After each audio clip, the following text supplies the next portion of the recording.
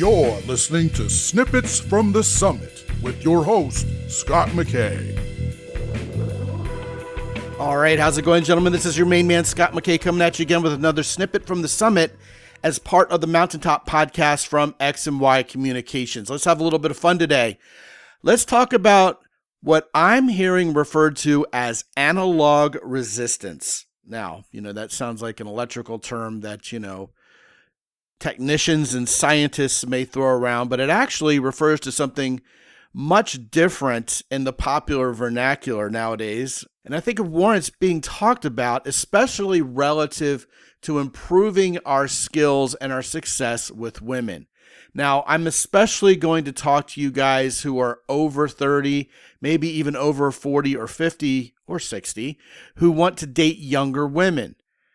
A lot of us are thinking, okay, in order to date younger women, we're going to have to be hip with the culture. We're going to have to be up to date with things. We can't be a dinosaur out there if we're, say, a 38-year-old guy wanting to date 24 or 25-year-old women.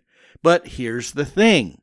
Even as our lives have been pretty much dominated by electronics for decades now and by smartphones for well over 15 years now, and the future seems to be hurtling at light speed towards AI, the rebellion against all of that digitization and the automation of virtually everything is indeed coming from young people. Say your Gen Zs, as much as it's coming from anybody else.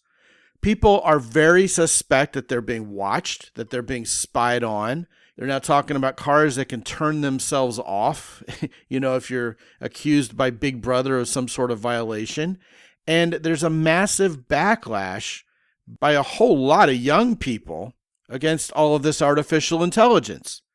So what does this mean in the context we're speaking of today? Well, for years I've talked about how if you want to be an older guy who attracts younger women, it's not about acting younger. It's indeed about leveraging your wisdom, your decision-making ability, your ability to make women feel safe and comfortable that a lot of younger guys are still missing out on, that causes younger women to be attracted to you. I'm reminded of the time that there was a guy in his 50s who was wearing a varsity jacket that looked like something a high schooler would wear with an Ed Hardy shirt underneath it. This was years ago, thinking he was going to go get 20-year-old girls. Well, obviously that was sort of creepy and it was backfiring on him spectacularly. But I think on the other side of the coin, a lot of guys are thinking, well, you know what? I also don't want to look like I'm old and out of touch, like the aforementioned dinosaur persona, right?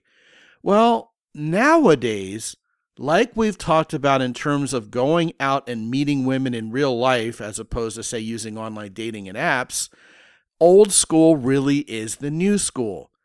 I saw a report online that said over 60% of Gen Z folks surveyed would rather have an older car with more analog features than have one of the new cars with all the advanced features. Now, my wife drives one of those aforementioned new cars, and it drives me nuts. I mean, it is nagging you with safety features and wake up, there's a car ahead of you. It's like, well, you have a firm grasp on the obvious. It's really super annoying and in many ways not only feels like the car is actually imposing upon you, but it just feels overcomplicated. Like it's just too much to deal with, too much to process, and definitely too much to go wrong and have to fix. Now, I'm not alone in longing for the days of manual transmissions, driving a stick shift. Just recently, I heard that the term automatic will stop referring to transmissions in just a short amount of time from now and start referring to cars that drive themselves, like Teslas already do. But meanwhile, even young adults, even high school kids aren't trusting this. They know better. They sense that their humanity is being cut off from reality by all of this electronic quote-unquote advancement. And they're at least curious about what the analog world is like. You may have commented to your friends, like I have with mine, that it's really fun to watch movies set in the 50s and 60s and even the 70s and 80s and think to yourself, man, it must have been a lot of fun to be alive and be social then. Well, You're not wrong if you think that. It was a lot of fun. I'm a child of the 70s and 80s myself, and there's a lot about that time that was indeed a lot simpler, less complicated. More men were men, more women were women, and it was pretty great.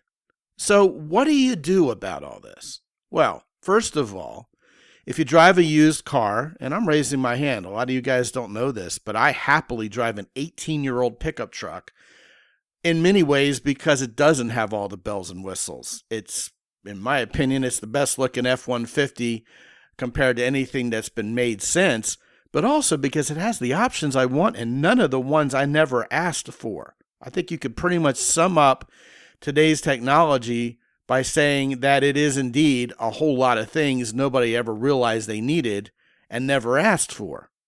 So if you drive an older car and you keep it safe and you keep it in good working order and let's keep it real, in good visual order as well, women may actually think your car is just as cool as something new that you bought. And while we're at it, let's talk about a couple other analog features that may cause you to appear and seem cool to women. How about wearing a nice watch? A lot of people nowadays are just skipping the whole watch routine to begin with because they already have a smartphone to tell them the time. Wear the watch. What about wearing nice clothes? A lot of people are pretty much slumming it nowadays. It's actually old school to look good. And yes, we've talked about meeting women out there in real life, approaching them without fear, showing respect for women, and actually being masculine in the way you were designed to be masculine without any fear-based reticence or backlash against what the media has been telling you about your masculinity. Gentlemen, yes, you can be old school without being a dinosaur because even the younger women you're attracted to and want to go out with are feeling this analog resistance. And if you represent it in a cool way, you may very well reap massive benefits in your social life. And by the way, let's talk about the word dating. Talk about old school and analog. Gentlemen, you would not believe the number of younger women who haven't been taken on a proper date in perhaps years, and they're craving it. Stand up and be that guy.